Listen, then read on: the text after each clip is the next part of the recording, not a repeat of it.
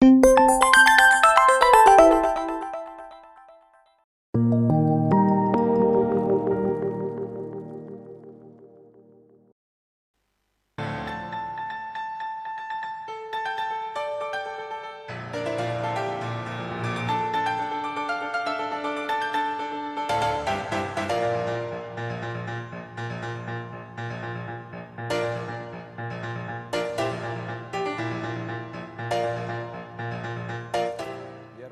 11 de noviembre, saludos señoras, señores, bienvenidos, como cada día, a este programa, a este espacio de repaso, de información sobre las informaciones que aparecen a su vez publicadas en los periódicos de Córdoba, Diario de Córdoba, ABC de Córdoba, El Día de Córdoba, y también como siempre, vistazo a la prensa digital.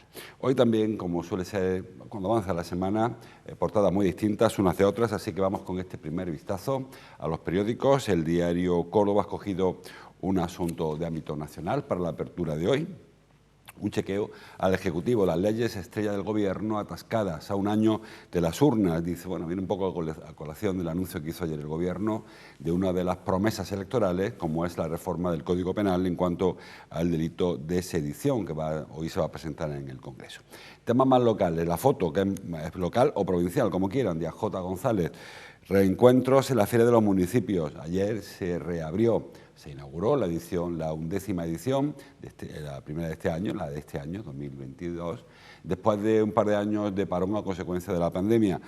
Saben que es una feria, hablaremos de ella ahora dentro de un rato, en la que se reúnen todas las comarcas de Córdoba, todos los municipios de la ciudad, de la provincia, a disposición de ese paseo que nos permite pues, ir desde Zuero a El Viso, pues en un ratito, recorriendo, como digo, toda la geografía cordobesa. Un encuentro muy esperado, sobre todo por los ayuntamientos que pueden mostrar sus excelencias, que las tienen y muchas, en este entorno del Palacio de la Merced, en la explanada y en los patios de la explanada de la Merced.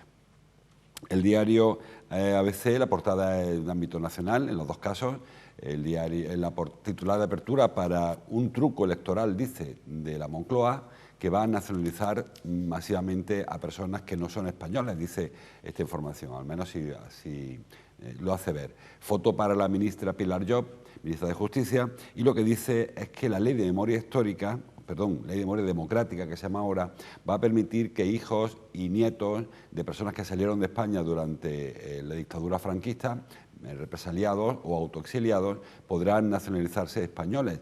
El diario ABC encuentra aquí un truco electoral, no sé si entiende que gracias a estas nacionalizaciones masivas, que no sé si se producirán, pues habrá muchos votos que llegarán al PSOE. No sé si es el argumento que plantea el diario ABC, pero no sé si personas que vivan en México o en Argentina o en Colombia querrán nacionalizarse para votar al PSOE, porque ahora se lo permite una ley que, como le digo, lo que hace es posibilitar que los hijos y nietos, sobre todo nietos, porque muchos de los hijos ya habrán fallecido también, de personas que salieron de España perseguidos, sean considerados españoles, que yo creo que es una cuestión también de justicia. Muchas de estas personas perdieron su nacionalidad por decreto, porque el gobierno de Franco les dejó de considerarlos españoles, les prohibió ser españoles y ahora sus hijos recuperan este derecho. El titular de abajo también hace referencia a un asunto nacional, y es ese que les hablaba. PSOE y Podemos y Unidas Podemos presentan hoy su propuesta para anular el delito de sedición, para cambiarlo más que anularlo. El argumento de la Moncloa, del Gobierno, es que España tiene una legislación muy antigua, del siglo XIX, y que había que adecuarla a los estándares de otros países europeos como Alemania, como Italia, como Francia, que tienen otro tipo de delitos. La sedición, fundamentalmente, cuando se concibió, penalizaba los levantamientos armados, las asonadas militares. Afortunadamente en este país ya hace muchos años que no hay levantamiento armado, fue el último intentona, recuerden, la del Guardia Civil, aquel, Tejero. Desde entonces no ha habido movimiento, ruido de sable, los cuarteles, con lo cual entiende el Gobierno que no es necesario un delito que ataje las intentonas militares, y lo ha cambiado, o lo pretende cambiar, será el Parlamento que lo cambie, por otro delito que se llamará de desorden público agravado. Se supone que serán, pues eso, concentraciones o revueltas violentas agravadas con respecto a lo que ya marca la legislación. El diario El Día sí que tiene temas locales en su portada, lo tienen, el titular de apertura, para el ayuntamiento, que se va a personar en el caso infraestructuras. David Dorado criticó, David Dorado, el concejal no adscrito, que como saben protagoniza buena parte de este episodio, criticó antes de ayer, cuando prestó declaración en el juzgado, que el ayuntamiento no estuviese personado en esta causa judicial.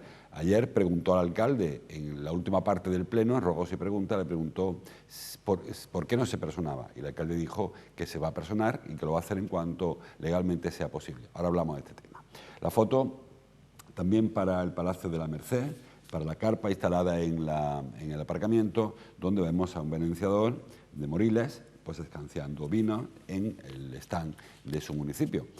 Un intenso viaje por toda la provincia titula. La Feria de los Municipios muestra en el Palacio de la Merced la riqueza de Córdoba.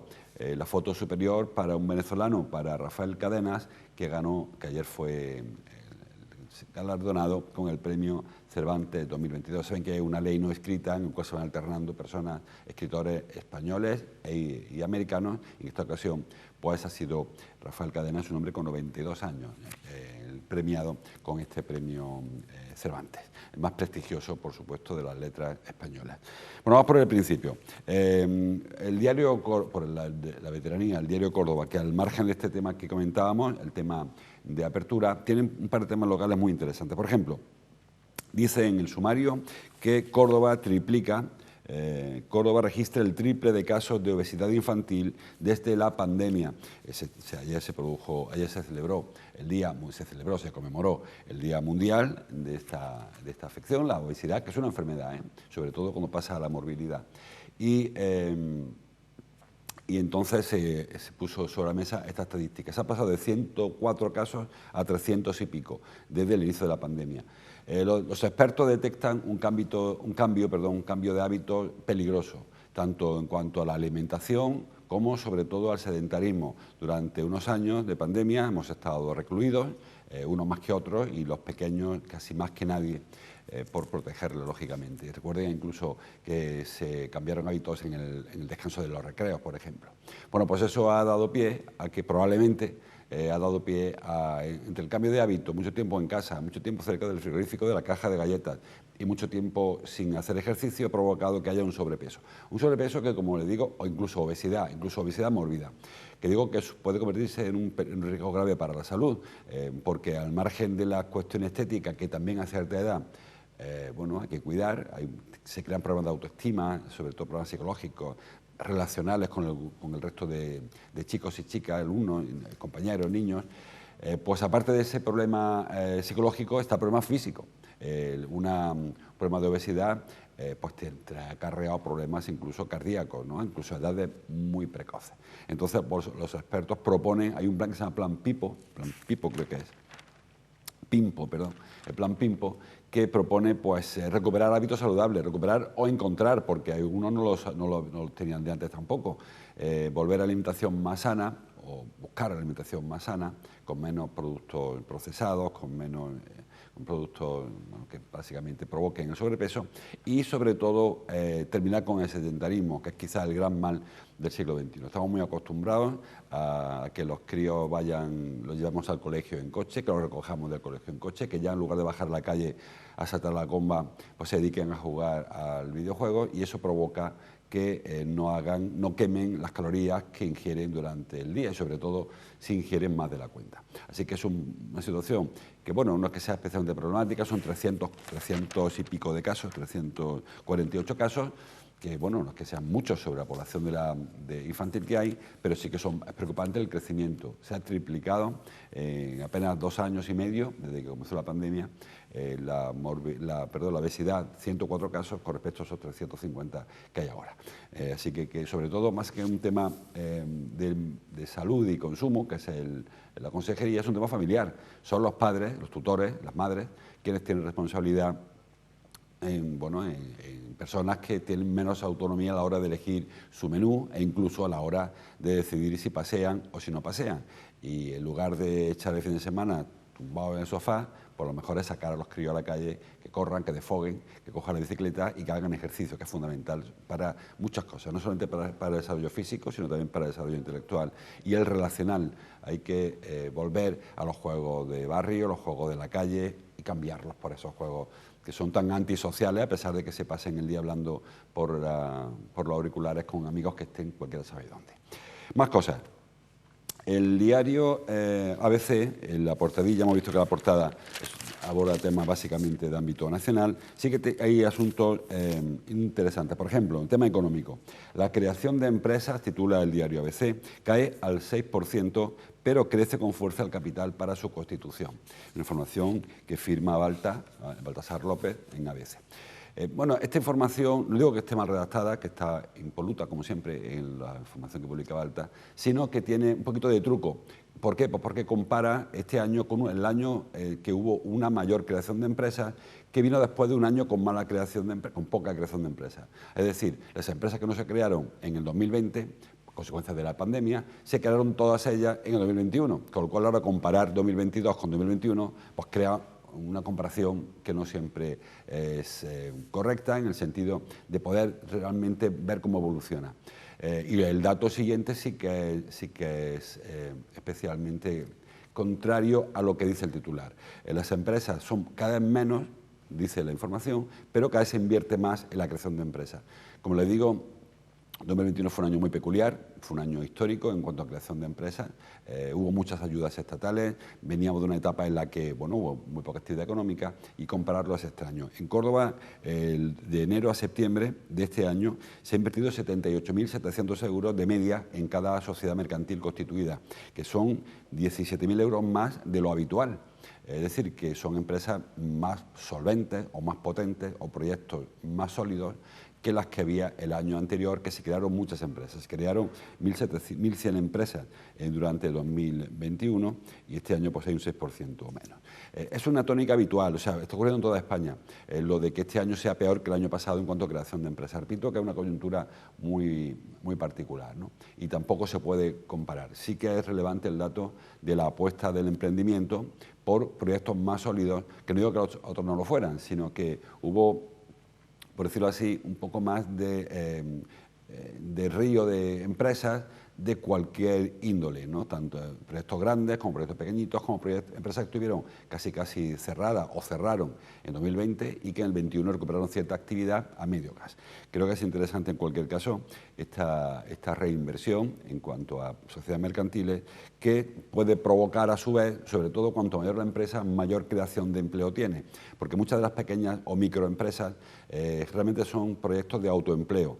Si alguien monta una peluquería para atenderla él mismo o ella misma habitualmente, pues crea un puesto de trabajo, que es el suyo. O si alguien abre una fontanería, como reparaciones, y trabaja él solo, crea un único empleo. Pero si una empresa ya dedica un dinero importante a su constitución, se supone que tiene pensado crear empleo, aparte del suyo, aparte del emprendedor, pues algún otro empleo por cuenta ajena. Y por eso es importante que se haya incrementado en 17.000 euros en la inversión media. Habrá proyectos muy caros, proyectos con muy poco dinero, pero de media se ha incrementado ese alcance que les digo, 17.500, lo dice Balta, no yo, Baltasar López, lo dice el INE. Y eso significa que son proyectos que pueden generar más empleo. Hablando de economía, hay dos informaciones que parecen contradictorias en el ABC y en el diario Córdoba. El ABC titula en la portadilla que el Banco de España augura ante empresarios cordobeses 2 trimestres más de desaceleración, es decir, que vamos a continuar una situación complicada durante dos trimestres más. Mientras que el diario Córdoba titula que el director general de Economía del Banco de España, que es quien habla de este asunto, prevé recuperación económica a partir de la primavera de 2023. Bueno, las cuentas no nos salen porque no hay 2 trimestres de aquí a la primavera, realmente solamente hay 1,5. Porque ya este trimestre en el que estamos ya o habrá o no habrá recesión, al margen de lo que digan los expertos y auguren los expertos. Bueno, ayer estuvo en Córdoba este señor que se llama Ángel Gavilán, es el director de Economía y Estadística del Banco de España, para dar una charla en un foro de Constructor, de los constructores. Le explicó básicamente que la situación, lo vemos con unos gráficos que estuvo el hombre intentando ejemplificar lo que estaba hablando y ponerle curvas y estadísticas, para eso hay director general de Estadística. Pues esto me viene a decir que la situación, la coyuntura mundial está afectando a todos los países y también está afectando lógicamente a España. Y habrá dos trimestres más de desaceleración. Dijo que él no piensa que se llegue a la recesión. La recesión técnica, hemos hablado alguna vez de esto, es cuando un país ve restringido o ve reducido su PIB durante 2 trimestres consecutivos. Él ya augura, el Banco de España ya augura que en el segundo trimestre del año, en 2023, ya incluso puede ser que se empiece a mejorar el crecimiento, pero en ningún caso habla de recesión, es decir, de encogimiento del PIB, sino de una desaceleración del crecimiento. Venimos de tasas de crecimiento muy elevadas, por en torno al 4%, y este año, pues el último estadística hablaba de un crecimiento casi neutro, 0,2% creo que fue. Bueno, pues augura que habrá un decrecimiento que incluso puede ser que llegue a algún trimestre negativo, pero sin llegar a la recesión. Digo que parecen contradictorias, pero es la misma. La ABC se ha fijado que habrá todavía 6 meses en los que la economía no crezca al ritmo que se esperaba, y el diario Córdoba se ha fijado que a partir de esos 6 meses probablemente se empiece a recuperar. Dijo además algo muy interesante Ángel Gavilán. Primero, que el mercado laboral está resistiendo mucho mejor de lo que se previó, porque habitualmente cuando hay una situación de crisis o de aviso de crisis, porque realmente la crisis que nos vienen augurando no acaba de plantarse realmente, por ejemplo, en el tejido laboral, en el mercado laboral, digo que este mercado laboral está aguantando muy bien, incluso creando empleo, con cifras en ocasiones sorprendentes en cuanto a su dinamismo. Y luego otra reflexión que hizo muy positiva también es que no va a haber daños estructurales. Saben que cuando una crisis afecta seriamente a la economía, ocurrió en 2008, pues lastra el crecimiento porque castiga especialmente la estructura de algunos de los motores del desarrollo económico, por ejemplo la banca, que ocurrió en el 2008, o el ladrillo. Recuerden, si son capaces de hacer memoria de los últimos 10 años o 15 años, antes del 2008 había en Córdoba una serie de empresas, por ejemplo, de la construcción, que hoy ya no están construyendo. Han caído durante este periodo, durante la crisis 2008-2012. Empresas que eran habituales verle las vallas, verle las lonas en construcciones civiles y públicas, pues han desaparecido. Son daños estructurales en el sistema que hacen desaparecer grandes empresas. Hablamos de Noriega, por ejemplo, hablamos de empresas de Zapata, de Carreto, empresas que estaban funcionando y que desaparecieron con la crisis. Sin embargo, ahora se prevé que esta crisis, que está tan anunciada y que, repito, en muchos bolsillos aún afortunadamente no se ha notado, él prevé o él pronostica que no habrá daños estructurales. Serán daños coyunturales que dependen fundamentalmente de la guerra en Ucrania, depende de que la salida de la pandemia del COVID no ha sido tan rápida como se esperaba, en lo económico, en lo sanitario probablemente sí, y que hay una coyuntura mundial de inflación, de subida de precios, subida del carburante, subida de la energía, que hace que durante unos meses, todavía 6-7 meses, el crecimiento sea muy reducido o incluso negativo, sea un decrecimiento, por lo tanto, pero no hasta los extremos que algún agorero anunciaba. Dice Ángel Gavilán, que habrá todavía unos meses en los que la inflación se mantenga muy alta. No se prevé que aumente de los niveles que hay ahora, pero sí que se mantenga por encima del 2%, que es el óptimo que marca la Unión Europea, que es el tope que marca la Unión Europea durante muchos años. Hemos estado por debajo del 2% y ahora estamos en torno al 7% interanual. Bueno, pues se prevé que se mantenga alta, pero no tan alta, que al menos no siga creciendo. No es igual optimista con el tema de la energía, porque depende de factores externos, fundamentalmente de la evolución de la guerra en Ucrania, que por cierto titula hoy el diario Córdoba la portada, que la retirada de Jersón hunde a Rusia y refuerza a Ucrania. Bueno, ojo con estos hundimientos y reforzamientos, porque saben que habitualmente, sobre todo Putin, que es una persona que marca una política muy populista, necesita rápidamente contrarrestar una mala noticia con una buena noticia, y es probable que para vencer las críticas que le lleguen en su propio país por tener que abandonar la única capital grande que tenía bajo su dominio, Jersón, la única que tenía dentro de las que se secesionaron, presuntamente, la de los referéndum aquellos tan raros, era Jersón. Bueno, pues la ha perdido también. Parece que eso ha generado críticas ya en el seno de Rusia, y que es probable que haya un movimiento ahora bélico, táctico o al menos estratégico para que parezca que no ha perdido la guerra, como muchos analistas ya vaticinan. Más cosas. El tema de la el caso Infraestructuras, que vuelve como cada día a las portadas. Titula el diario El Día que el Ayuntamiento se personará en el caso Infraestructuras. Cada día se lo recuerdo un poquito, sin abusar, de qué va este asunto. En el año 2020 hubo una denuncia por parte de Izquierda Unida y de Podemos que anunciaba o que acusaba al área de infraestructuras de una serie de irregularidades en la contratación de obras y servicios y compras. Es decir, había facturas que no se correspondían con lo que estaba ocurriendo, había prácticas, por ejemplo, de fraccionamiento de facturas para hurtar, para esquivar los controles, la fiscalización de los órganos fiscalizadores del Gobierno, había sobrecostes en algunas facturas, había empresas que se llevaban todos o muchos contratos, en fin, una serie de presuntas irregularidades que motivaron el caso Infraestructuras. Pocos meses después, David Dorado, ya cuestionado en su trabajo, él era el concejal de Infraestructuras, pues se fue al juzgado para denunciar otro tipo de operaciones que eran peores que las que se achacaban a él o a su mandato, que habían ocurrido de 2012 al 2022.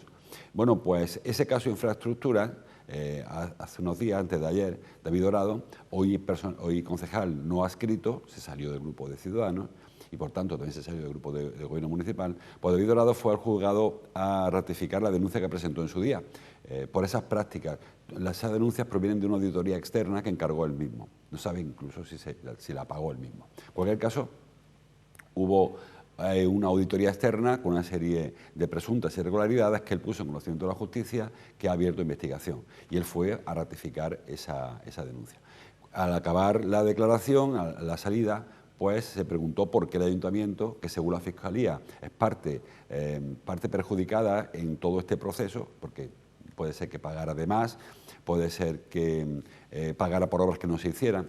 Bueno, pues no se explicaba él por qué no se personaba el ayuntamiento como parte implicada, lo que permitiría tener acceso a los sumarios y también, bueno, pues acciones que si no eres parte personada no puedes acometer en el juzgado. Bueno, pues ayer le preguntó David Dorado al alcalde, en el turno de ruegos y preguntas, al final del pleno, por qué el ayuntamiento no se personaba. El alcalde dijo que sí, que se va a personar, que lo va a hacer. No hoy, porque dice que todavía no es el momento procesal para hacerlo, ahora mismo solamente hay una acusación de la Fiscalía y hace falta que el juez abra la otra vía, la vía de que cualquier persona que se considere perjudicada pueda personarse en la causa. David Dorado decía que no podía personarse en ningún caso porque la persona de la Asesoría Jurídica Municipal que debe llevar esa personación, debe llevar esa parte de la causa judicial, es el mismo que ha elaborado un informe en el que negaba que hubiese habido delito en ese periodo, que no apreciaba indicios delictivos en el periodo que él denunció en la Fiscalía. Y sería absurdo, dijo él, que la misma persona que eleva un informe diciendo que no hay delito, ahora vaya a acusar a alguien de delito. El alcalde dijo que eso es una situación irrelevante. El informe es un informe técnico y que luego será el juez quien determine si no hubo delito, quién fue responsable, si es que hubo un delito y cuáles son las responsabilidades de cada cual, tanto del político, del técnico, del funcionario o del mando intermedio. Eso estará por ver cuando vaya avanzando la investigación. Por el momento lo que sabemos, según dijo el alcalde ayer, es que el ayuntamiento sí que se personará en el caso de Infraestructuras 2. Recuerden que hay 3, aunque realmente solamente hay una única causa en los juzgados, que es esta de David Dorado. Hubo la primera denuncia de Amparo Pernichi, la fallecida, y esta tercer caso que salió hace unos días, pasado lunes, cuando se detectaron nuevas facturas irregulares, presuntamente irregulares, de servicios que no se llegaron a prestar, de compras que no se realizaron o de facturas de menos de 500 euros, que es el límite para esquivar el control. Un aluvión de facturas cuando habitualmente el ayuntamiento no recibe facturas de esos importes. Quien vende al ayuntamiento habitualmente no lo hace por 500 euros. Nadie vende 10 bolígrafos al ayuntamiento, vende un palé, con lo cual la factura no es de 500 euros. Bueno, pues eso también tendrá que ir avanzando a medida que avance la investigación. Más cosas. Volvemos al diario Córdoba, titula en su portada que vecinos del Guadalquivir piden solución a los cortes de electricidad. Denuncian, un reportaje que firma Araceli Ruiz Arjona, denuncian que ha habido días este verano en el que la luz le ha saltado hasta 50 veces, el diferencial del botoncito de los plomos, que decimos los más antiguos. Hasta 50 veces ha saltado la luz en alguno de los bloques y los vecinos le reclaman, le exigen a Endesa una solución. ¿Qué dice Endesa? Endesa dice que ellos tienen allí una cobertura tienen allí una dotación energética más que suficiente, pero que existen una serie de enganches ilegales que disparan el consumo de la luz y que ellos no pueden prever eso. No pueden prever porque no saben cuánta potencia eléctrica va a reclamar un vecino que no tiene contratada la luz, sino que se ha enganchado de manera irregular. Los vecinos que si pagan la luz, dice que eso a ellos les da igual. Ellos lo que quieren es que la luz que pagan les llegue a su casa. Y que otra cuestión, que Endesa resuelva los enganches, ponga el control que quieran, consiguen poner un guardia en cada bloque, pero que ellos quieren tener la luz porque la pagan. Es un problema que afecta fundamentalmente, en este caso, a la energía, que se vio este verano cuando empezaron a ponerse en marcha los aparatos de aire y que en cuanto ha llegado un poquito el frío y hemos empezado a encender calefactores, los más frioleros, pues ha vuelto a ocurrir. La denuncia viene sobre todo de Residencial Mezquita, de una de las promociones del barrio de Guadalquivir, pero Endesa asegura que no es en ese punto en el que se producen los problemas, sino en otras manzanas del barrio donde algunos vecinos pues, se conectan de manera regular a la luz. Tampoco no queda claro, dicen ellos, dicen los vecinos, estos que denuncian, no queda claro que Endesa haya hecho una labor de inspección porque si se adoptan los enganches, que lo retire. Claro, Endesa dice que ellos lo retiran y que al rato o al día siguiente vuelven a engancharse. Vecinos que no tienen posibilidad de abonar su recibo, no pueden, o que en algunos casos pues, supongo que no querrán. La cosa es que hay enganches, que es una realidad que todos conocemos, pero que mientras que no se solucione es difícil garantizar el suministro eléctrico a la barriada. Endesa asegura que si ellos miden y necesitan X gigavatios o megavatios, los que sean, pues ellos dotan a esa subestación de esa energía. Claro, si se dispara el consumo, pues al final la luz salta en cada uno de los bloques porque hay problemas de abastecimiento. Bueno, esperemos que se solucione antes de que llegue el frío de verdad y la cosa vaya a peor. Hablando de frío, Cordópolis da su habitual parte meteorológico del fin de semana, lo hace Carlos Puentes, y asegura que los chubascos marcan el inicio del fin de semana y abre la puerta a las lluvias otoñales, que ojalá que llegue.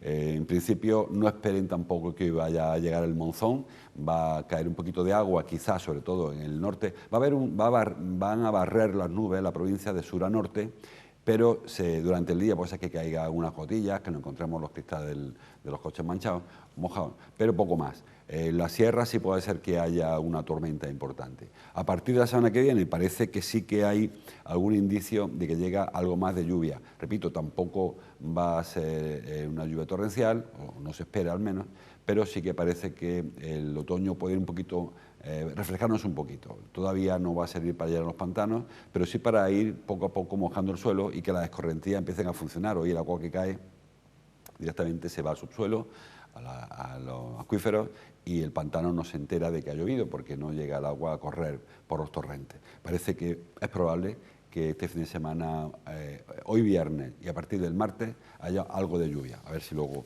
se cumplen los pronósticos. Hay mucha más información. El tema de los ferias de los municipios que les contaba antes, eso es el gran encuentro de la provincia a la capital. Es una oportunidad ideal para que acudan a probar el vino de Moriles o de Montilla, o el queso de Sueros, o el aceite de Baena, o lo que quieran, porque hay ofertas para todos los gustos. Y no solo gastronómicas, hay muchísimas ofertas para buscar alternativas a un fin de semana en la zona de los Pedroches o la Subbética. Es un encuentro interesante que los vecinos de esa zona, los ayuntamientos, aprovechan para promocionar las virtudes de sus municipios. Decía ayer Antonio Ruiz en la presentación, la inauguración de la feria, que es complicado llevar la oferta turística, pues no sé, del Viso o de Conquista, llevarla a Fitur o llevarla a la World Travel Market de Londres o a la ITV de Berlín, es muy difícil, pero sí que se puede al menos hacer este turismo interior, turismo de Córdoba en Córdoba, que es muy valioso porque además funciona luego el tema de boca a oreja, las cosas que te gustan, luego las cuentas, y eso provoca por cercanía y por accesibilidad un tránsito, una circulación de turistas de un pueblo a otro, de Córdoba sobre todo, que es donde está la población, a municipios, a Priego o a Calacejos, que probablemente no lo harían si no fuésemos antes, no los encontráramos en la puerta de casa, como en esta ocasión es el Palacio de la Diputación. Y ya para terminar, que estamos fuera de hora, el tema del fútbol. Saben que mañana el Córdoba juega su primera eliminatoria de la Copa del Rey, lo hace en el campo del Cacereño, se llama Príncipe Felipe. Eso información dará luego Fernando, dará luego Nacho, con lo cual tampoco voy a entrar mucho, pero sí que me ha resultado curioso una serie de informaciones que aparecen publicadas. Por ejemplo, el diario ABC publica que el Córdoba es un excelente visitante en eliminatoria a partido único. Claro, también tiene su truquillo, porque cuando el Córdoba juega fuera, en Copa del Rey, es porque juega con un rival de inferior categoría. Lo lógico es que en este caso supere las eliminatorias. Ha jugado 8, no, sí, a ver si encuentro el dato. Ha jugado 11 y solamente ha perdido 5. O sea que tampoco ha ganado 6, ha perdido 5. Repito, que cuando un equipo juega en casa del otro es porque el otro es de inferior categoría, así que tampoco salen las cuentas tan así como señala el diario ABC, que aún así el Córdoba creo yo que es superior al Cacereño. Pero es que también encuentro una información en Cordópolis que tampoco estoy totalmente de acuerdo. Titula Jesús Ventura en Cordópolis que el Cacereño es un rival peligroso como local. Bueno, el Cacereño ha jugado este año, en lo que va de año, ha jugado 5 partidos en casa, en Cáceres, y ha ganado 4. La ganó al Atlético Paso, que no sé quién es, al Diocesano, que no sé tampoco qué equipo será, o al Leganés B. Y perdió 1-4 contra el Guadalajara, que tampoco parece que sea el Bayern de Múnich. Es decir, que no parece que sea tan peligroso como local, y sobre todo porque hablamos de que el Cacereño va cuarto en el grupo quinto de segunda federación. O sea, que no está ni siquiera en el playoff de ascenso a primera federación. El Córdoba saben que es líder de la categoría superior. Va a haber rotaciones en el Córdoba entre que hay bajas y que el rival parece que es un rival bastante accesible. Luego veremos cómo se desarrolla el partido. Pues Germán Crespo va a dejar fuera algunos por baja. Están lesionados Ramón Bueno, Javi Flores, Carracedo, Casas, con lo cual es probable que haya necesidad de rotar. Pero ni el Cacereño es tan bueno como vende un periódico, ni el Córdoba es tan bueno cuando sale de casa como vende el otro periódico, y habrá que esperar que la pelota eche a rodar y ver si se supera esta primera ronda, que da acceso a equipos de más envergadura, donde el Córdoba ha hecho buen papel en las últimas campañas, por cierto. Bueno, pues le informará, como digo, de esto Fernando López en todo CCF, y los informativos también lo hará Raúl Díaz. Yo le dejo con otra información en los periódicos, en las radios, en la tele, sigan avanzando, y nos vemos el próximo lunes. Hasta entonces, como siempre, gracias por su atención.